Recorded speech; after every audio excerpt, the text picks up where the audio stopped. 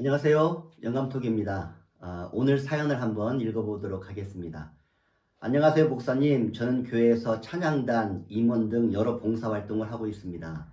지금까지 하나님 일이 우선이라는 믿음을 가지고 교회 일에 우선순위를 두고 봉사를 해왔는데 막상 사회에 나가려고 하니까 저에게는 준비된 경쟁력이 전혀 없다는 것을 깨달았습니다.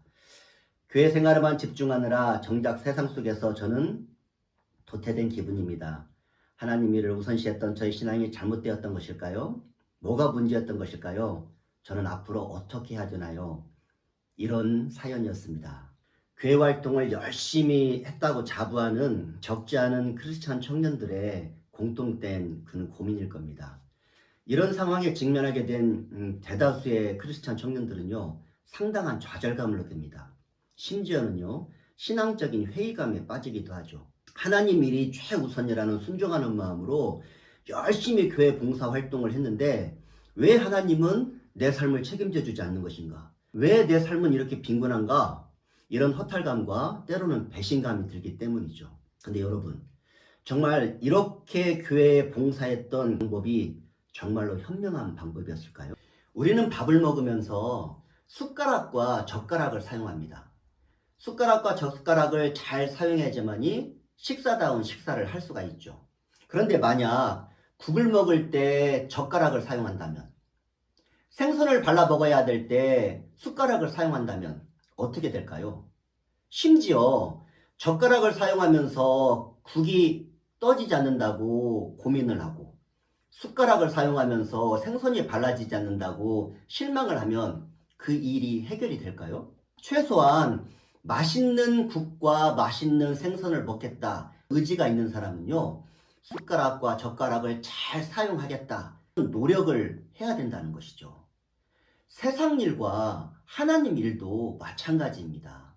두 영역은 조금 달라요. 이 말은 두 영역에 있어서 노력해야 하는 방법도 달라져야 한다는 것이죠. 로마서 8장 28절은요, 이렇게 말씀하고 있습니다.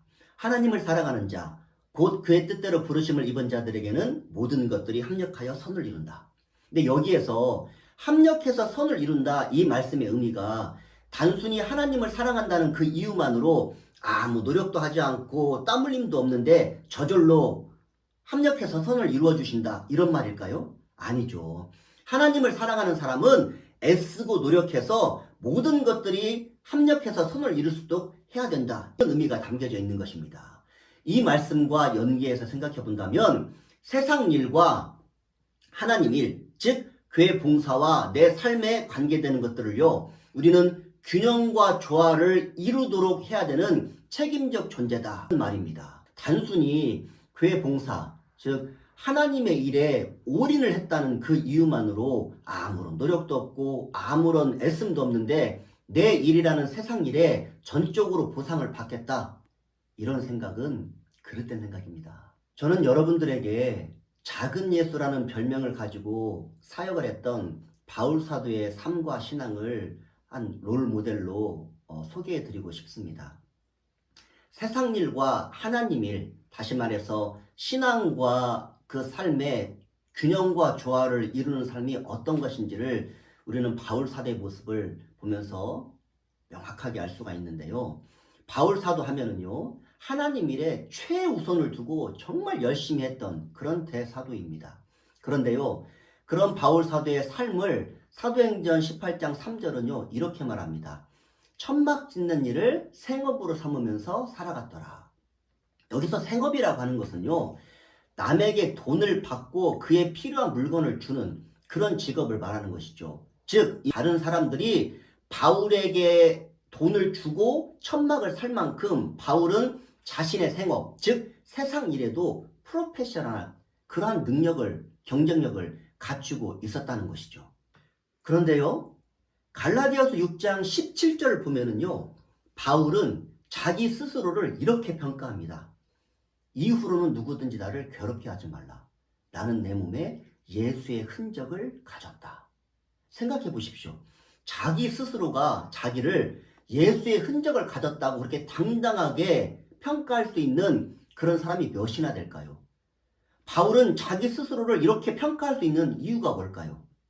이거는요, 하나님의 전적인 인정이 있었다. 이런 간접 증거다. 우린 이렇게 이해해 볼 수가 있습니다.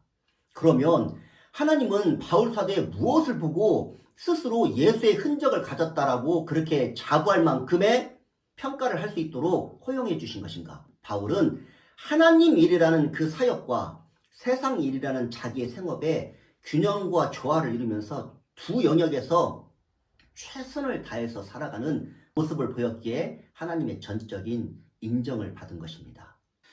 여러분, 하나님이 기뻐하시는 모습은 하나님의 일이라는 교회 활동에만 매몰되어 사는 삶, 그런 삶이 아닙니다.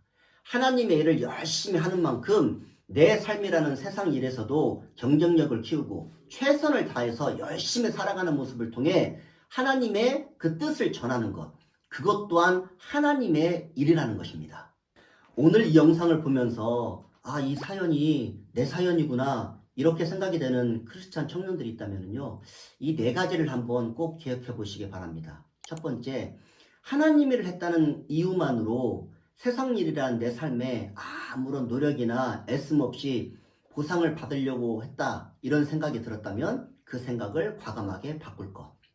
두 번째, 내가 원하는 세상 일의 영역에 그에 알맞는 방법으로 노력의 방향을 바꿀 것.